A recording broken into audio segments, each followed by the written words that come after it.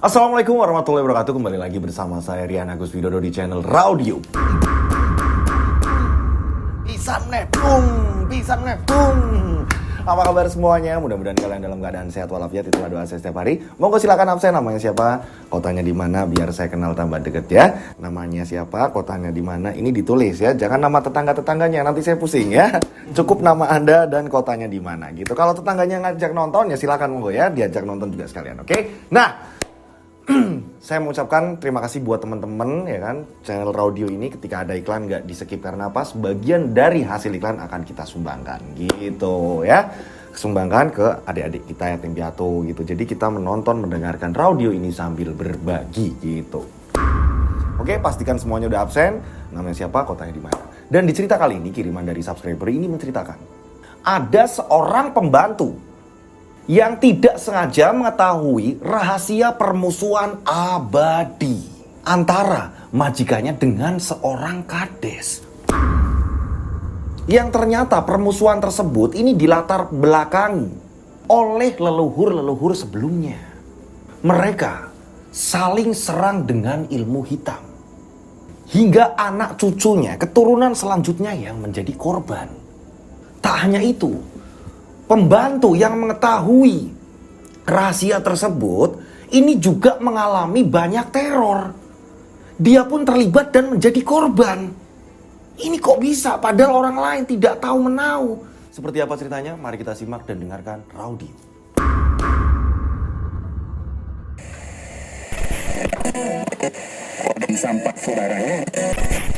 Assalamualaikum warahmatullahi wabarakatuh. Kembali lagi bersama saya Lutfi di channel Raudio. Pada episode kali ini, saya akan membawakan sebuah cerita kiriman dari subscriber. Dan cerita kali ini menceritakan tentang keluarga Bapak Rusli.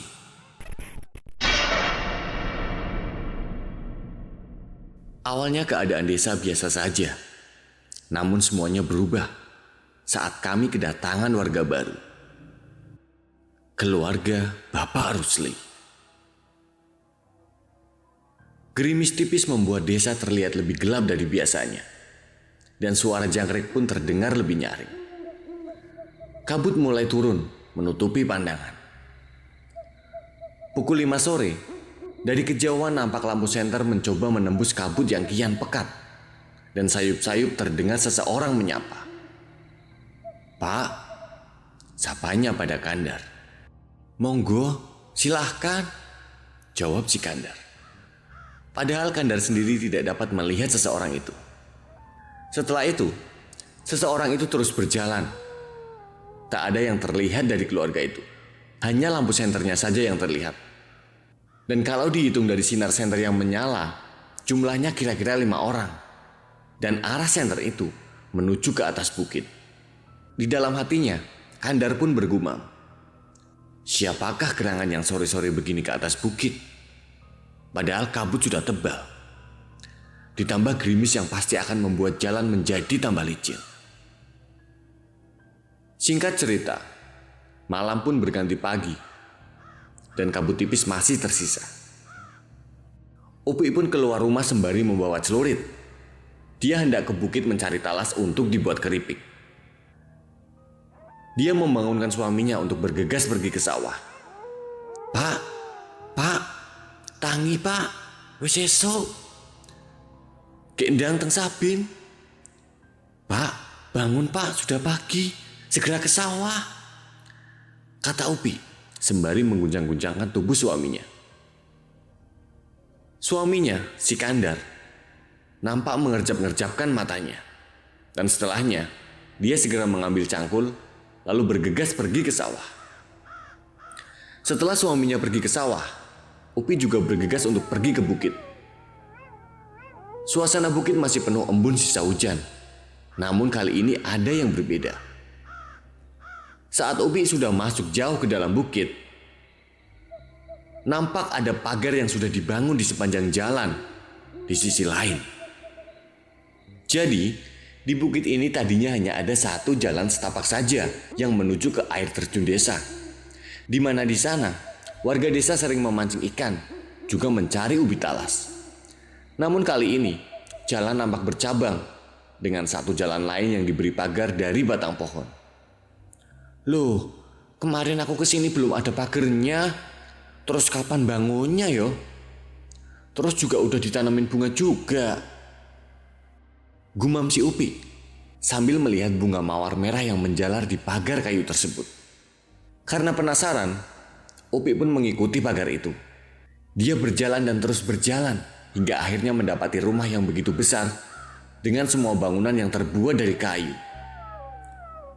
Walah Gusti, apik tenan. Bagus sekali, gumam si Upi. Ibu, panggil seseorang perempuan dari belakang yang membuat Upi sedikit kaget. Diamatinya perempuan yang sangat cantik tersebut. Kulitnya seputih awan, dengan rambut panjang yang hitam pekat dan bibir mungil serta mata yang bening, membuat Upi sempat terperangah dalam beberapa detik. Ngapunten, ucap Upi setelah tersadar. Dirinya merasa sungkan karena telah lancang sudah berani masuk kawasan asing hingga ketahuan yang punya rumah. Gak apa-apa bu, monggo, masuk saja, silahkan, kata perempuan itu dengan ramah. Karena sudah tertangkap basah, Upi pun menuruti dengan masuk ke rumah itu. Upi pun dipersilahkan untuk duduk di kursi rotan tepat di teras rumah. Dan perempuan itu menyuruh Upik untuk menunggu sebentar, sebelum akhirnya perempuan itu masuk ke dalam rumah. Tak lama kemudian, perempuan itu kembali dengan membawa nampan yang berisi 2 cangkir indah di atasnya. Dari gelas keramik itu saja, Upik pun tahu kalau perempuan yang dia temui bukanlah orang biasa. Ngapunten, jenengan ini siapa ya? Maaf, Anda ini siapa ya? Tanya Upi sembari menundukkan wajahnya.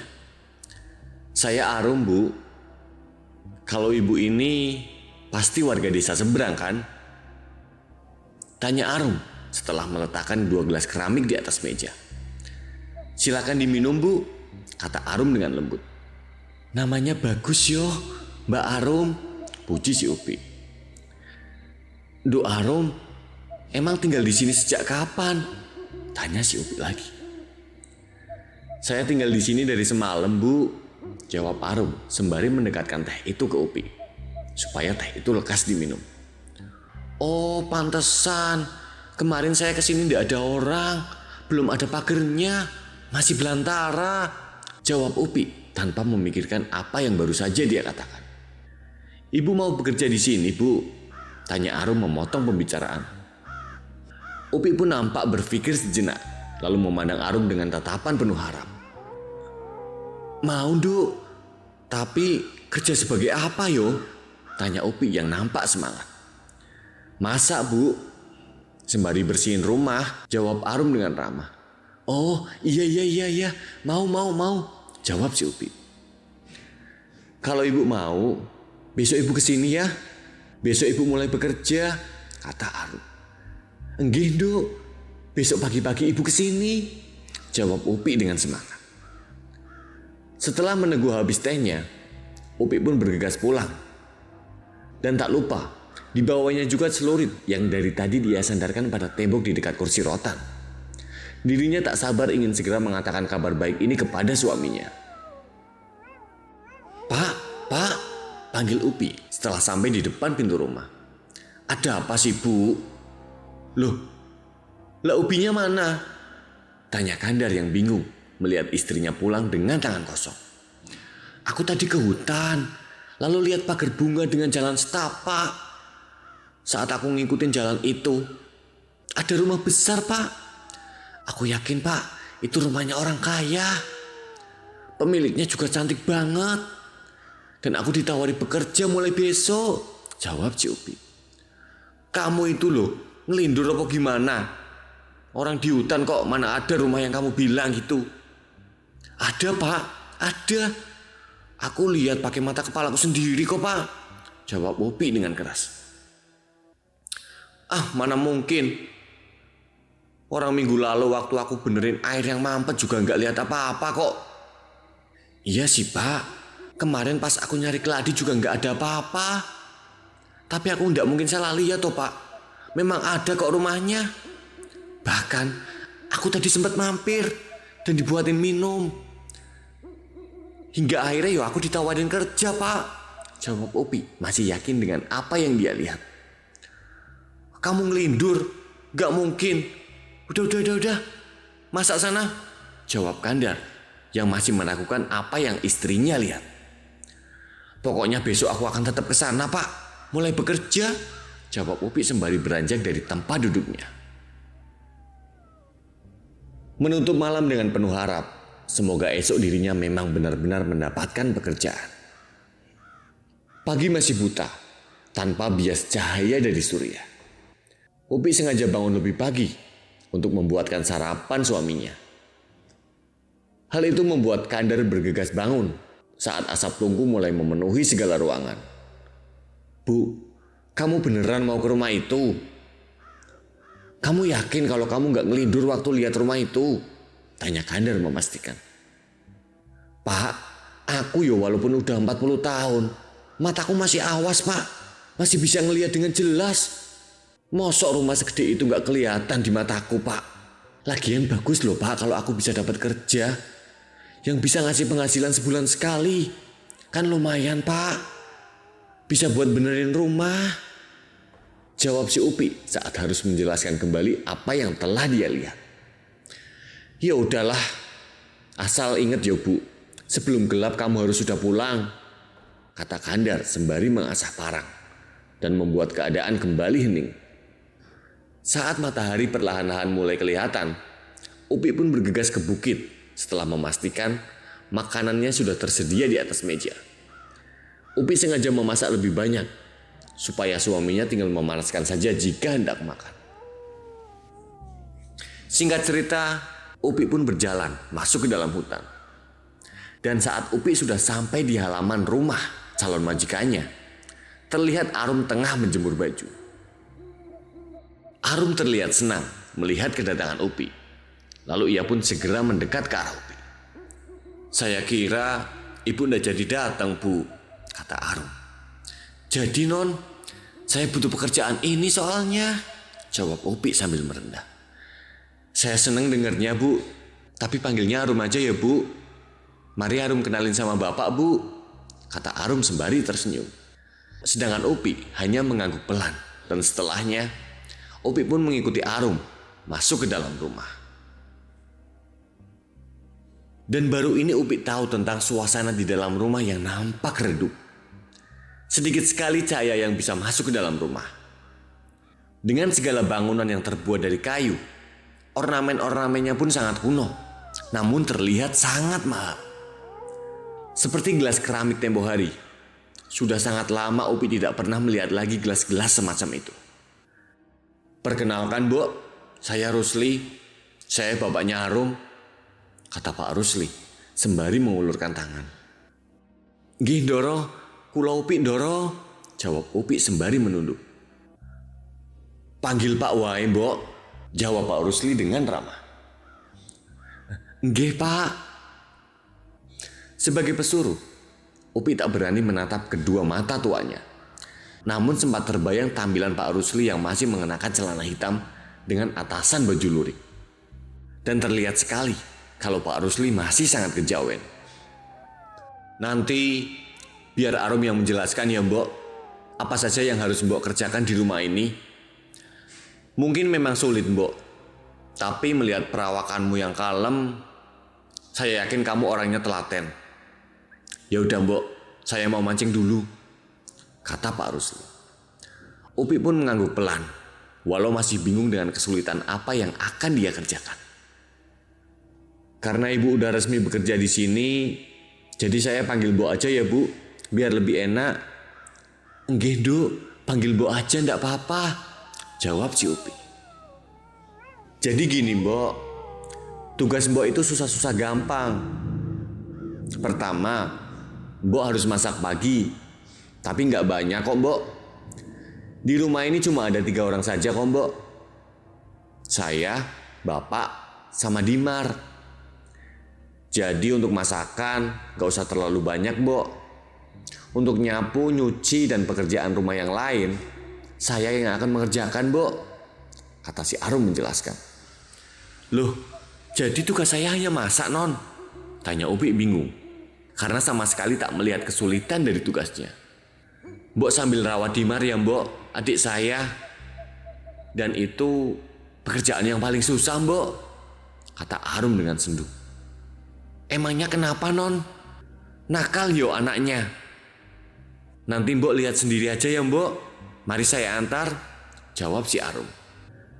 Dan sebelum itu, Arum sudah membawa 1 piring nasi. Dan setelah itu, Arum pun berjalan mendahului Upi. Semakin lama Arum berjalan, semakin gelap juga ruangannya. Dan dari ujung ruangan, Arum mengambil lentera yang seakan sudah dipersiapkan. Dan setelahnya, Arum menyusuri tangga yang membawa mereka ke dalam ruangan bawah tanah. Suasananya sangat gelap, dan satu-satunya penerangan hanya berasal dari lentera yang ada di tangan Arum. Selain itu, ruangannya juga terasa lembab, dan sedikit tercium bau anyir yang membuat debar jantung Upik terpacu. Hingga akhirnya, sinar lentera menerangi sebuah pintu kayu dengan simbol yang aneh. Itu membuat Upik kian bingung. Sebenarnya tugas apa yang akan dia kerjakan?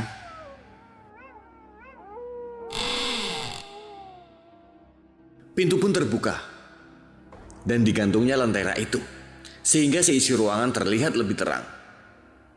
Mata Upik terfokus pada sebuah box bayi yang berukuran lebih besar, hingga rasanya box itu bisa ditiduri oleh orang dewasa. Kak, panggil seseorang dari dalam box. Iya, Dek, jawab Arum sembari mendekat ke arah box tersebut. Gimana tidurnya, Nyenyak? Tanya si Arum.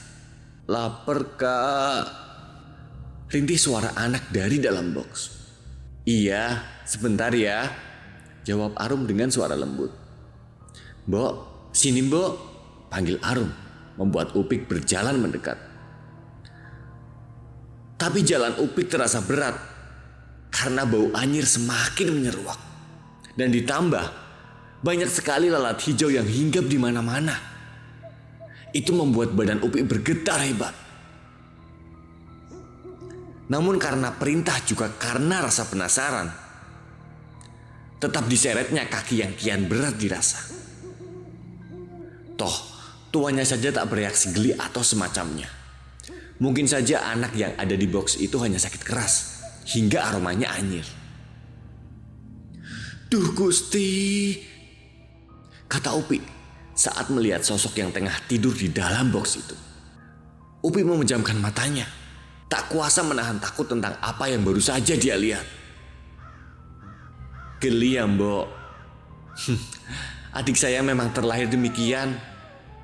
Ibu saja sampai kabur karena tak kuasa melihat anaknya sendiri, Mbok, kata Arum dengan nada yang agak sendu. Kalimat yang keluar dari mulut Arum membuat Upik merasa kasihan. Dibukanya mata Upik. Dia memandang Dimar lebih jeli lagi. Ini teluh, Non, jawab Upik melihat kondisi Dimar. Kondisinya terlihat sangat mengenaskan. Tak ada mata, tak ada tangan, tak ada kaki, dan tak ada tengkorak kepala. Sehingga otaknya pun terlihat. Dan itulah yang membuat aroma anyir menyeruak sedari tadi. Otaknya bahkan diliputi oleh ulat. Dan lingkar matanya pun bernanah. Tangan dan kakinya seakan dipotong dengan luka yang tak pernah mengeri. Saya tahu, Mbok. Makanya Bapak kesini untuk cari obatnya. Jadi tugas Mbok yang paling susah hanya itu. Merawat Dimar, Mbok. Memandikan, nyuapin makan, sembari membersihkan ruangan ini, Mbok. Tiap bulan Mbok akan mendapatkan gaji 5 juta, Mbok. Tapi satu pesan saya. Jangan sampai ada orang yang tahu tentang rumah ini ya, Mbok. Juga tentang Dimar. Jelas dari si Arum. Maaf, Non. Saya nggak bisa, jawab Upik sembari takut. Dia menganggap dirinya tidak akan bisa melakukan kerjaan itu. Tolonglah Mbok. Nanti untuk gajinya separuh akan kita bayar di awal. Bisa kan Mbok? Tanya Arum dengan tatapan memelas. Kalau bukan sama Mbok, saya mau minta tolong ke siapa? Tanya Arum. Dan itu membuat Upi iba. Dan Upi pun memikirkan keputusan itu baik-baik. Sampai akhirnya Upi pun setuju. Baiklah Non, saya mau. Tapi saya hanya bekerja sampai jam 5 sore saja ya Non. Sebelum gelap saya harus pulang. Jawab si Upi. Iya Mbok, gak apa-apa Mbok. Gak masalah kok Mbok. Jawab Arum dengan senang. Singkat cerita, Kandar memandang istrinya bingung, aneh. Karena sedari istrinya pulang, tak ada kata-kata yang menggebu-gebu seperti saat Upi menceritakan tentang rumah itu. Dan setiap ditanya, jawabannya hanya singkat. Padahal seharusnya Upi senang, karena saat pulang, Upi sudah mengantongi uang sebesar 2,5 juta rupiah.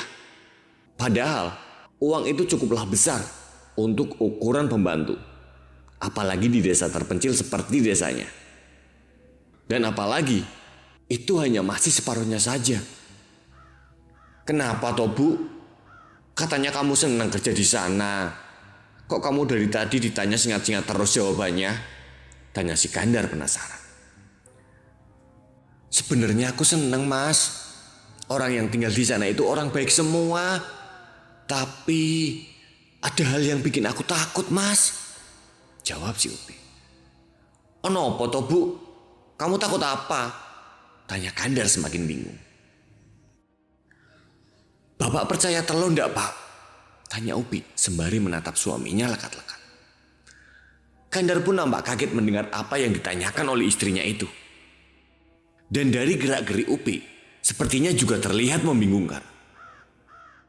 Dan pas ditanya, reaksinya juga semakin membuat Kandar tidak mengerti. Bapak percaya kok. Emangnya kenapa toh Bu? Kok nanyain itu? Tanya si Kandar. Gini Pak, jadi tadi...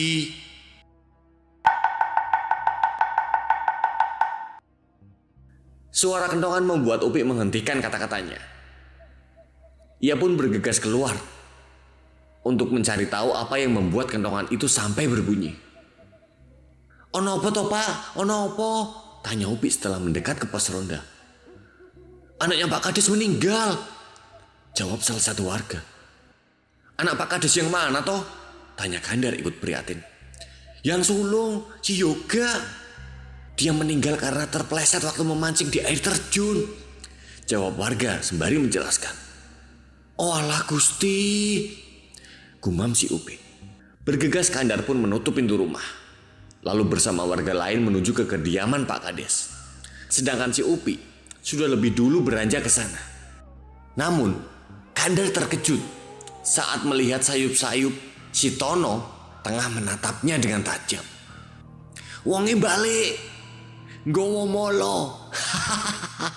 Wonge balik. Wonge balik. Orangnya pulang membawa hal buruk. Orangnya pulang lagi. Orangnya balik lagi. Ucap si Tono sembari berlalu. Dasar wong edan. Ucap si Kandar dengan kesal. Lalu ia pun bergegas ke rumah Pak Kades. Saat sudah sampai di kediaman Pak Kades, Kandar pun berpapasan dengan warga lain yang sudah membawa cangkul. Para warga terlihat buru-buru. Belum juga sempat menegur, warga sudah mengajak Kandar langsung untuk menggali kubur. Pak Kandar, langsung saja siapkan kuburnya. Tenda sama kursi sudah ditata soalnya, ucap warga. Loh, apa nggak diinepin toh? Orang udah hampir gelap kok. Tanya Kandar sembari bingung. Hendaklah Pak, soalnya kepalanya pecah. Darahnya gak mau berhenti. Terus udah dihinggapi lalat. Makanya itu harus dikubur malam ini juga Pak, ucap warga yang lain. Oh yaudah Pak, ayo, ucap Kandar sembari bergegas. Pi, besok kamu gak bisa bantu-bantu ya? Gak bisa, soalnya kan aku kerja, jawab Upi sembari sibuk mengupas bawang. Kerja apa toh? Yo nyari tales toh. Tapi sore aku akan langsung ke sini. Tenang aja, ucap si Upi. Ya udah, kasihan yo si Yoga. Pamitnya mancing, tapi malah kepleset sampai kepalanya pecah, ucap si Inah sembari prihatin. Mungkin udah nasibnya, nah. Makanya anak kamu jangan boleh main ke air terjun sendirian, ucap si Upi. Ndak lah, ndak bakal tak bolehin, ucap Inah yang hanya dibalas anggukan kecil dari Upi. Sedangkan itu, di sisi lain, Kandar tengah bergegas ke kuburan. Hari pun sudah mulai gelap, dan satu-satunya cahaya hanya dari lampu senter yang dia bawa, dan itu pun dipinjami oleh warga. Saat Kandar mengarahkan senter ke arah pepohonan, tertangkap sosok perempuan berbaju coklat tengah menatapnya dengan tersenyum. Namun saat dilihat lebih jeli, perempuan itu malah menghilang. Aduh Gusti, sambat si Kandar di dalam hati. Ayo Pak, cepat digali, ucap yang lain. Kandar pun mengikuti arahan mereka dan mulai dikeruknya tanah itu menggunakan cangkul. Jujur saja, bukan hanya kali ini dia membantu warga untuk membuatkan kubur di malam hari. Namun, suasana seram baru kali ini ia rasakan. Bulu kuduknya meremang, keringat dingin pun mengucur membasahi jidatnya. Sembari berdoa, Kandar terus melakukan tugasnya sampai akhirnya selesai. Sampun rampung, Pak Kades dikabarin kalau semuanya udah siap, ucap si Kandar. Dengan sigap, warga pun segera mengabari keluarga Pak Kades. Hingga tak perlu menunggu lama, rombongan pun datang membawa keranda. Pak, jenengan ikut nguburin kan? Tanya Kandar kepada Pak Kades yang sejari tadi hanya menjaga jarak dari jasad anaknya. Kamu aja Yandar, saya nggak sanggup, ucap Pak Kades dengan mata sembah. Kandar pun mengangguk. Dengan dibantu dua warga lain, Kandar pun masuk ke liang kubur. Dan saat kain keranda dibuka, semua menangis histeris. Awalnya Kandar bingung, namun saat bau busuk menyeruak, Kandar pun akhirnya paham. Dengan hati lapang, Kandar pun menerima jasad Yoga. Kain kafannya tak lagi putih, karena luka yang ada di kepalanya menyebabkan kain kafannya bersimbah darah. Bukan hanya di kepala, namun di sekujur tubuhnya. Sing tenang yole, yang tenang ya nak, ucap Kandar saat melepas tai kafan yang mengikat tubuh Yoga. Namun, Kandar kaget bukan main saat sayup-sayup seperti terdengar rintihan. Tolong Pak D, tolong Pak D, ucap entah siapa. Awakmu podo krungu ra? Tanya si Kandar. Ora krungu Dar, wis gendang, ayo cepetan, ucap para warga. Setelah selesai melepas tali kafan, Kandar dan yang lainnya kembali kaget hingga mereka meloncat naik. Saat ribuan kelabang tiba-tiba keluar dari jasad itu, sembari disertai bau busuk yang makin tak tertahankan. Dan saat sudah di atas, Kandar pun bergegas mencangkul tanah agar baunya tidak menyeruak kemana-mana. Sedangkan kelabang yang tadinya dia lihat dan juga rintihan minta tolong yang Kandar dengar akan menjadi cerita untuk dirinya sendiri. Setelah menyelesaikan tugasnya, Kandar dan yang lain pun beranjak dari kubur. Namun baru saja Kandar berbalik, tatapannya kembali bertemu dengan tatapan perempuan yang berbaju coklat yang awalnya sempat dia lihat. Dan untuk sesaat, keduanya membeku. Sampai saat sosok perempuan itu menyunggingkan senyumnya. Namun Kandar hanya membuang muka. Heran, kalau kakinya napak di tanah, pasti aku benar-benar ngira kalau dia manusia, gumam Kandar di tengah-tengah orang yang bergegas meninggalkan kubur. Suasana rumah Pak Kades begitu ramai. Banyak warga dari desa sebelah yang menyampaikan duka cita atas kematian Yoga yang begitu mendadak. Sedangkan Kandar dan orang yang sempat menggali kubur meminta izin untuk pulang terlebih dahulu untuk membersihkan diri. "Bu, ayo ndang mulai," ajak Kandar kepada Upi. "Iyo Pak, ayo," balas Upi, lalu berpamitan dengan orang-orang yang berada di dapur. Setibanya di rumah, Kandar bergegas masuk ke dalam kamar mandi. Dia segera mencuci mukanya dengan air dingin berkali-kali, sampai rupa dari mayat yang tadi ia kuburkan pun hilang. Setelah itu dia pun mandi, dan setiap dia mengguyurkan air, sayup-sayup terdengar suara rintihan. Rintihan kecil seperti orang yang tengah menangis. Namun, saat Kandar menghentikan guyuran air, suara itu pun hilang. "Wasu," ucap Kandar dengan kesal. Dan ia pun bergegas menyelesaikan mandinya. "Pak D, tolong Pak D." Entah suara siapa itu. Sesaat Kandar pun terdiam, namun tak dihiraukannya lagi suara itu. Dia segera bergegas keluar, menemui Upik yang tengah mengaduk teh. "Katanya kalau belum 40 hari, arwah itu masih ada di sini. Kalau meninggalnya saja rupanya seperti itu, gimana kalau jadi arwah yo Pak?" kata Upik kepada suaminya.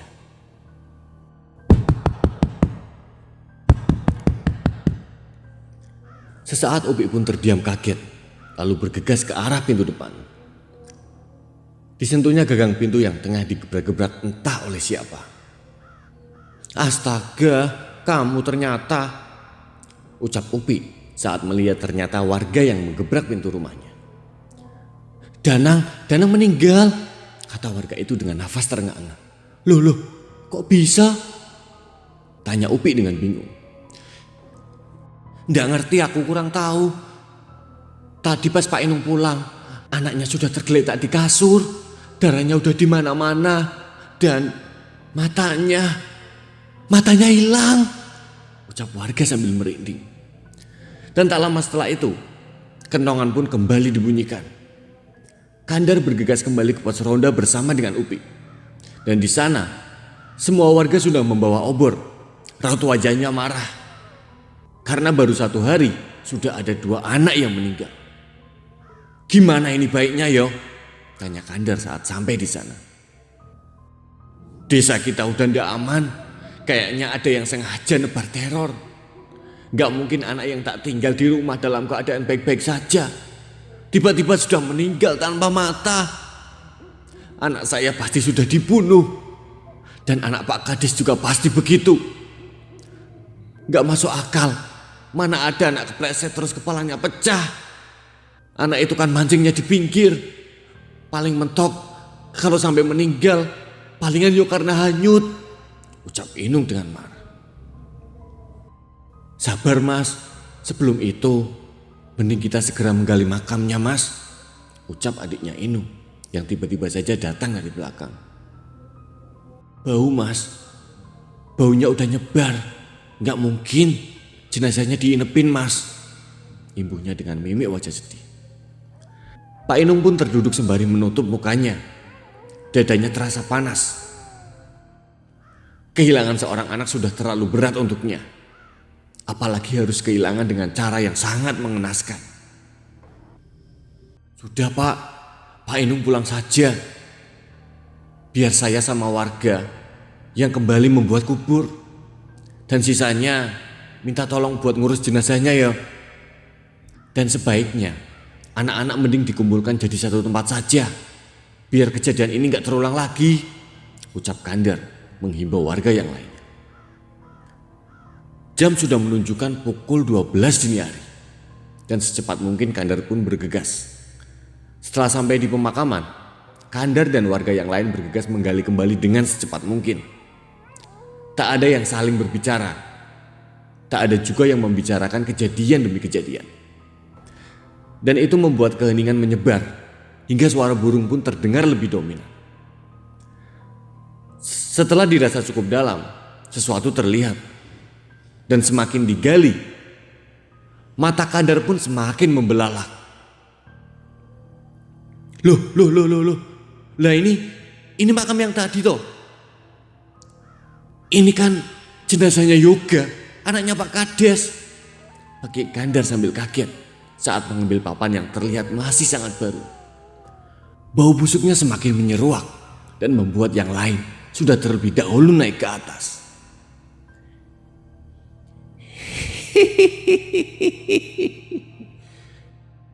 Suara tawa membuat semua mata tertuju pada pohon Kamboja. Sumber suara berasal. Namun, tak ada siapapun di sana. Pak Kandar, mayatnya udah gak ada, kata warga saat kembali melihat ke dalam liang kubur. Oh asu, awak dewe kayak ngudulanan ngene, ucap Kandar dengan kesal. Udah, nanti kita gak usah cerita sama apa yang udah kita lihat. Kasihan keluarganya Danang, imbuh Kandar sembari menutup malam dengan semua cerita yang dia simpan rapat-rapat. Singkat cerita, di sisi lain, sopo jenengmu? Siapa namamu? Tanya Rusli dengan suara berat. Sekar Arum, jawab putrinya sembari menundukkan kepala. Juga tubuhnya yang tertunduk bersimpuh dan terlihat lesu. Sopo bapakmu? Siapa bapakmu? Tanya Pak Rusli lagi. Rarendra Rusli, jawab Arum dengan suara bergetar. Sopo adimu? Siapa adikmu? Tanya Pak Rusli semakin dingin. Lintang Dimar, suara Arum pun tercekat. Sopo biungmu? Siapa ibumu? Tanya Rusli dengan menatap tajam ke arah Arum. Arum boten gadah biung. Biungipun sedo. Sawise biung metu saka omah. Arum tidak punya ibu. Ibu sudah mati semenjak ibu keluar dari rumah. Suara Arum pun nyaris berbisik. Matanya berair. Suaranya serak seperti menahan ribuan jarum setiap Rusli menanyakan siapa dirinya. Adimu wis entuk tombo. Ojo mok rasa, sapa wae sing wis mati. Adimu lara mergo digawe wong. Awakmu dhewe ya weruh. Salahe bapak ning ndi? Pas bapak njaluk ijol karo sing gawe jalaran iki. Duk, bapak udu wong bener. Bapakmu seorang bapak sing gak iso ndelok anake kelaran-laran. Adikmu sudah mendapatkan obat. Jangan diratapi siapa saja yang sudah mati. Adikmu dibuat sakit oleh seseorang yang kamu juga tahu akan hal itu. Lalu salahnya bapak di mana? Saat bapak meminta ganti kepada mereka yang memulai perkara. Bapak bukan orang baik. Bapak hanyalah seorang bapak yang tidak bisa melihat anaknya menderita. Jawab Pak Rusli dengan suara sedih. Sepurane bapak, sepurane. Maaf bapak, maaf. Jawab Arum sembari memegang kaki bapaknya.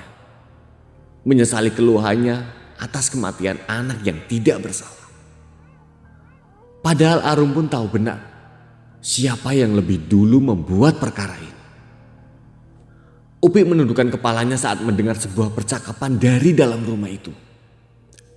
Tangannya yang hendak mengetuk pintu pun diurungkan olehnya. Rarendra, gumam Upik di dalam hati. Seperti tidak asing dengan nama yang baru saja disebutkan oleh Arum. Namun, disimpannya segala resah yang coba dia hubungkan seperti potongan puzzle untuk diendapkan dulu di kepalanya. Dan kini, rasa penasaran Upik tertuju kepada Dimar.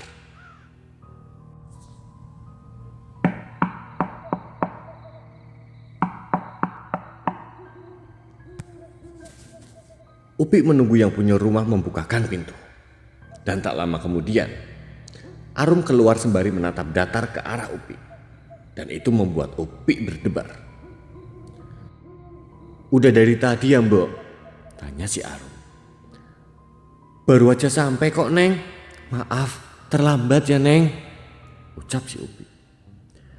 Senyum Arum pun kembali merekah saat Upi mengatakan dirinya baru saja datang. Dan ia pun menyuruh Upi untuk bergegas masuk. "Mbok," sapa Pak Rusli dengan ramah. Sedangkan Upi hanya membalas dengan senyum tipis sembari menundukkan kepalanya. "Mbok, lihat Dimar yuk, Mbok," ajak si Arum. "Mari, Neng, ayo," jawab Upi yang semakin penasaran. Bukan lagi di ruang bawah tanah, tapi Arum mengajak Upi ke sebuah kamar yang berhadapan-hadapan dengan kamar Arum. Kamar yang sempat Upi lihat saat hendak masuk ke ruang bawah tanah.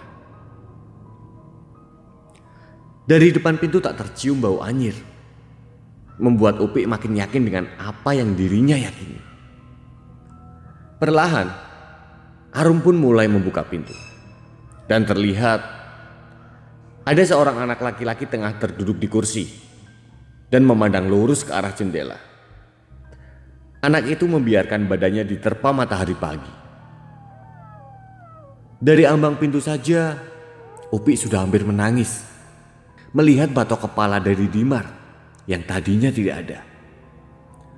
"Adik, coba lihat siapa yang datang," ucap Arum sembari memutar kursi.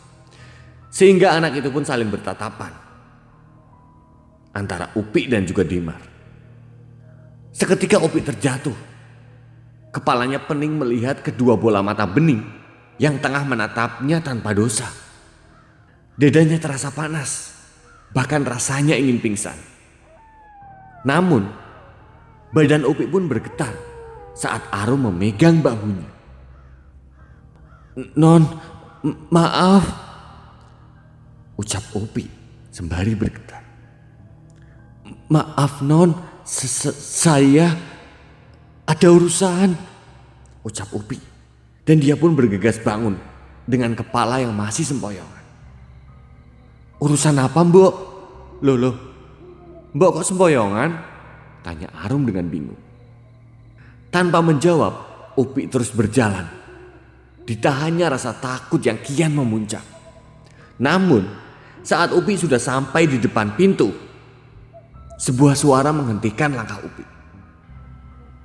Kandar iku bojomu toh?" "Kandar itu suamimu kan?" tanya Pak Rusli dengan suara berat. "Arimbi iku bojoku." "Arimbi itu istriku," Ibu Pak Rusli sembari menarik nafas panjang. "Awakmu mesti wis tau krungu. Kene lenggah sik. Sing mok krungu kudu sejatine barang sing kedaden. Kamu pasti sudah pernah dengar. Kesini, duduk dulu. Yang pernah kamu dengar bukanlah yang sebenarnya terjadi," kata Pak Rusli sembari menarik bangku di sampingnya. Upi terlihat takut dan badannya masih bergetar hebat. Dari hal yang dia dengar, tak ada satupun cerita yang membuat Rarendra terlihat baik di mata Upi. "Aku monggorohi sing gawe jalaran. Awakmu teko sakwise iku kedaden. Awakmu ora salah. Aku hanya membalas dengan para pembuat masalah.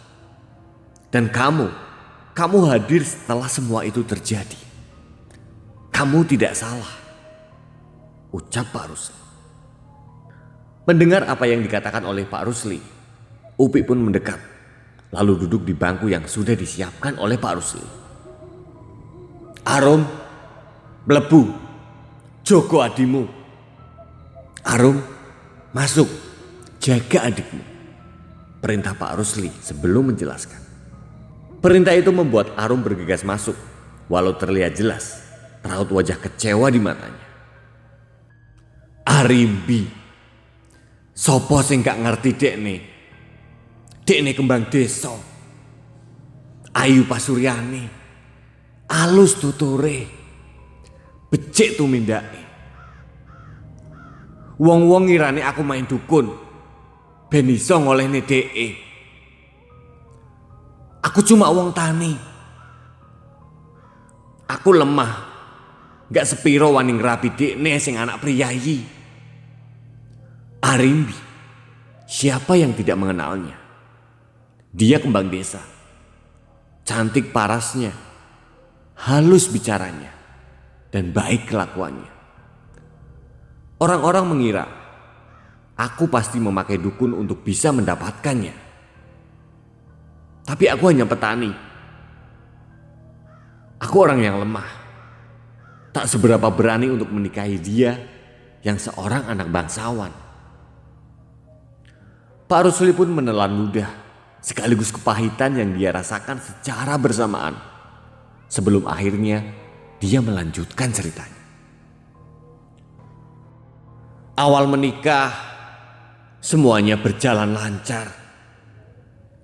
Seorang anak priyayi bisa hidup dengan kaum sudra sepertiku. Dilepasnya segala atribut kemewahan, beserta diterimanya ancaman kehilangan warisan yang begitu banyak, hanya demi atas nama cinta. Dia menjadi orang biasa denganku, hingga kami pun dikaruniai seorang anak, Sekar Arum. Ayu kan dia, persis paras ibunya. Air mata pun mulai turun dengan intonasi suara yang kian serak. Namun, yang namanya syirik itu pasti ada. Pak Kades adalah orang yang sejatinya kuanggap teman sendiri. Tapi ternyata dia tega mengirim teluh kepada Dimar. Aku menyaksikan anakku sendiri lahir seperti tercabik-cabik. Dadaku panas. Selama hidupku, aku melihat anakku menderita. Tapi belum cukup sampai di situ saja. Arimbi pun dihasut. Arimbi dihasut kalau akulah penyebab kenapa Dimar terlahir seperti itu. Katanya aku sudah memiliki perjanjian dengan iblis. Dia bilang aku membuat Arimbi tergila-gila hingga anakkulah yang kena tulahnya. Ucap Pak Rusli. Alhasil warga pun datang berbondong-bondong menemuiku. Mereka semua merutukiku, memaki, melempari gubukku dengan batu. Istriku pun dirampas. Arimbi dipulangkan ke orang tuanya. Dan seperti binatang, kami pun dipaksa pergi.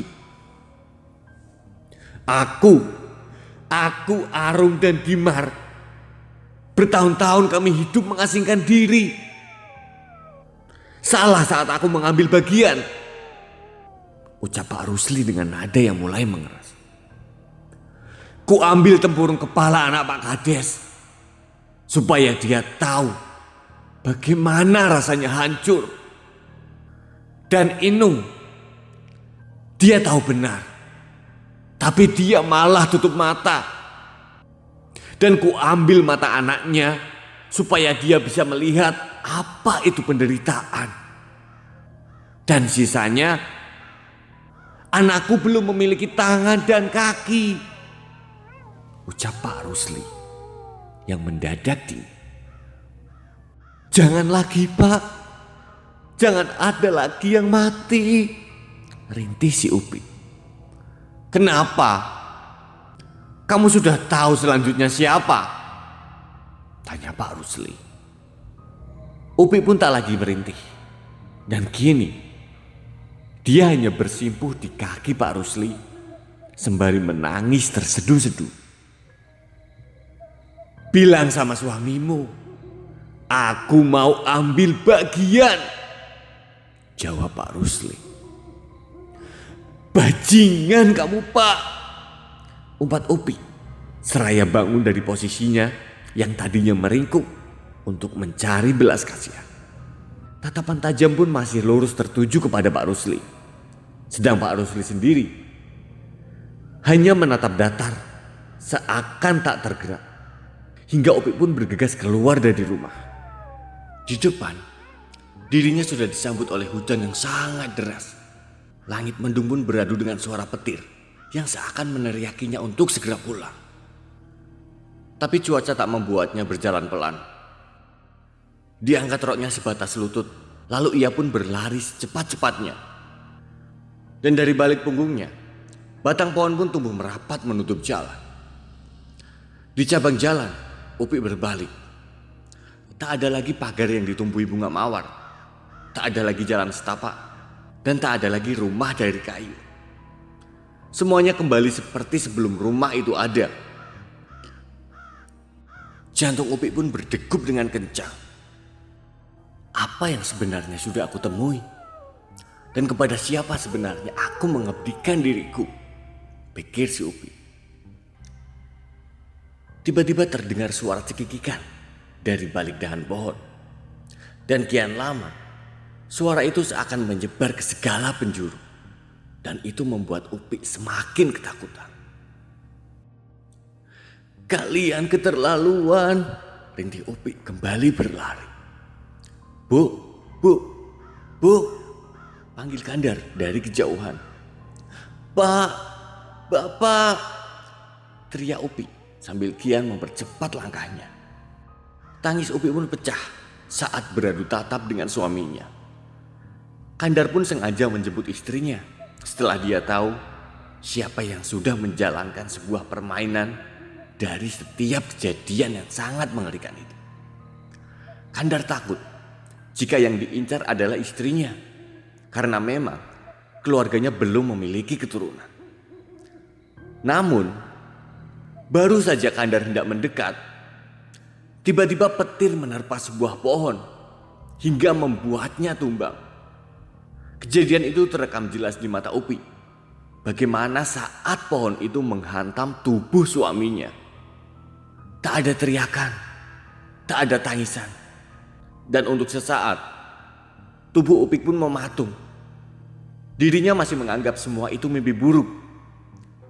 Sampai darah suaminya mengenai kaki telanjangnya yang penuh dengan goresan semak berduri. Darah Kandar pun berbaur dengan air hujan. Warnanya merah pekat dan baunya sangat anyir. Dan sampai detik itu, Upik pun masih membeku.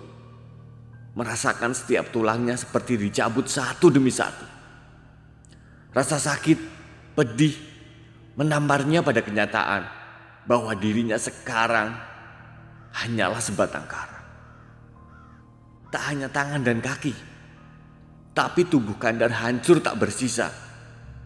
Bahkan, pohon itu seakan-akan menelan tubuh Kandar tanpa menyisakan sesuatu yang bisa dilihat. Dan tak lama kemudian, warga pun berdatangan. Dan saat warga menyentuh pundak Upik, saat itu juga semuanya menjadi gelap. Singkat cerita, Kandar pun dimakamkan.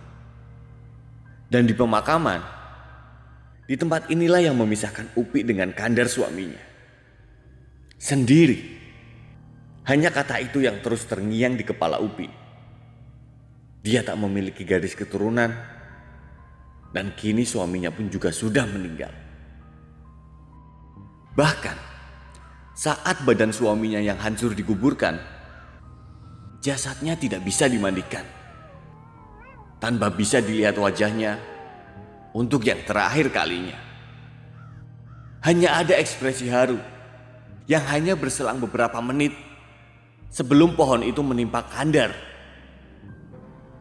Hanya itulah yang bisa Upik kenang perihal suaminya. Pemakaman selesai hampir jam 8 malam. Dan semuanya sudah bergegas pulang. Hanya Upik saja yang seakan enggan meninggalkan suaminya.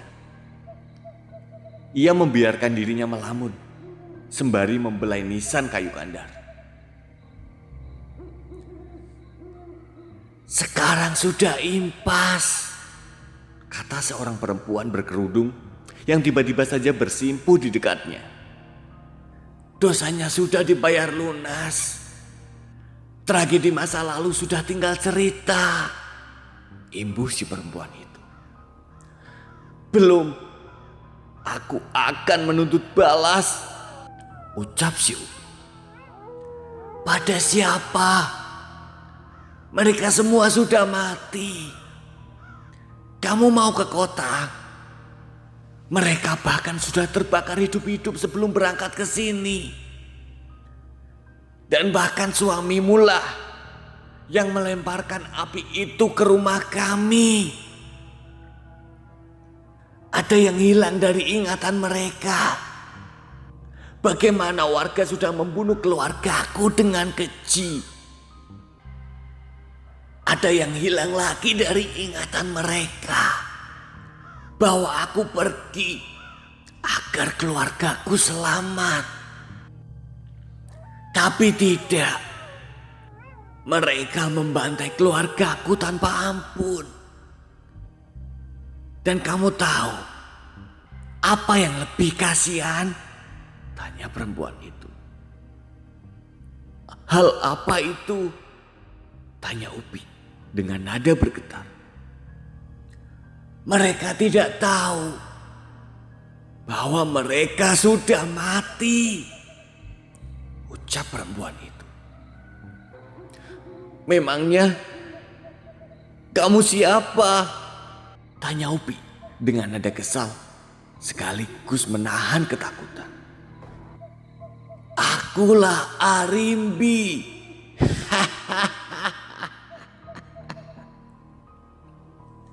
Dan cerita pun selesai.